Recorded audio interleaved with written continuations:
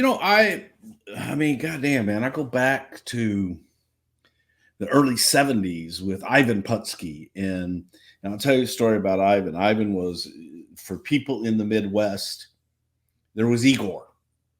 Igor was, God, I want to say his name is Dave Silva, but Igor wasn't that big. Maybe Martinez. I don't know. Nice guy. All right, but he was mainly in the Midwest, in Detroit, in Chicago, places like that.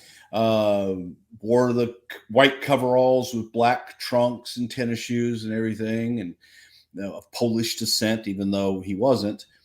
And Ivan Putski came after Igor. I think Igor was probably the more popular of the two when you looked at magazines and overall, because I think Igor was first.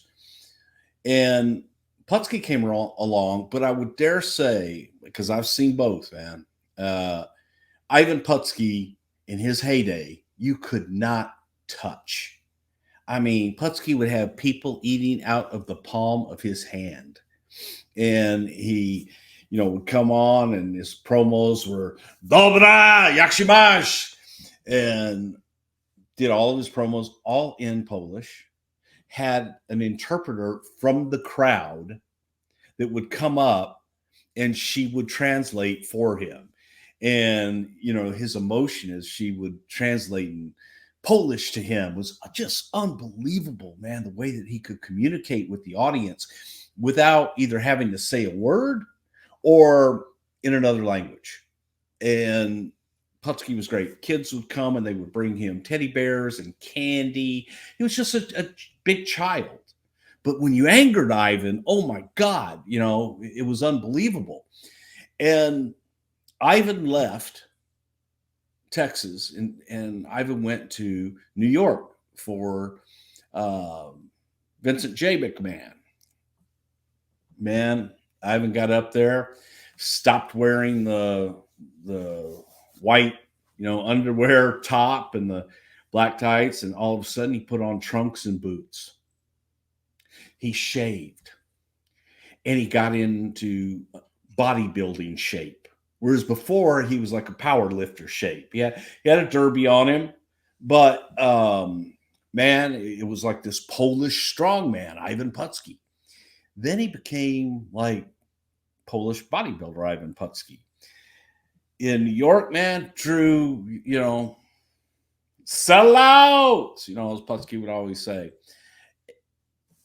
But when he came back to Texas, the audience was used to Ivan Putski, strongman Ivan Putski, that needed their help, that needed them to get him through a match, man, when he was in trouble. Their encouragement would give him the strength to overcome any and all evil. He comes back and he's cutting promos in English with the Texas accent.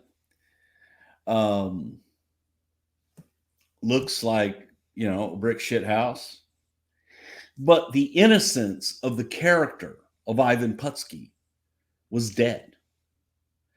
And I always used to laugh because Paul Bosch would always talk about whenever Ivan even say, he goes, New York killed Ivan Putski. Because that gimmick was one that people could identify with and really get behind. And when he went to New York, he just became another guy. Now, I'm not going to deny that Ivan wasn't a huge draw. And look, Ivan still did very well with that. But I just always liked the Polish power, Ivan Putski, that was innocent and a little different. Now you fast forward, and Scott Putski is wrestling. Scott is Joe's son, Scott Bednarski. Joe Bednarski's Ivan Putski's real name, and he was from Austin, Texas. And now Scott is following in his father's footsteps.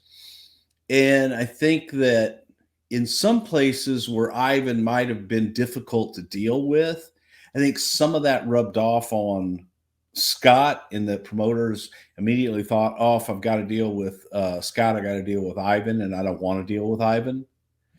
Um, that might have hurt Scott a little bit, but Scott wasn't the biggest guy in the world. Right. Didn't cut a great promo, but there was something about Scott. I mean, he had a great look. He wasn't a bad worker by any stretch of the imagination. But I think Scott, and I think everybody, and I will even go, I think that we did the same thing. I think everybody wanted him to be, Ivan Putski's son instead of Scott Putski. I think Scott would have had a better run being Scott Bednarski, frankly, than Scott Putski.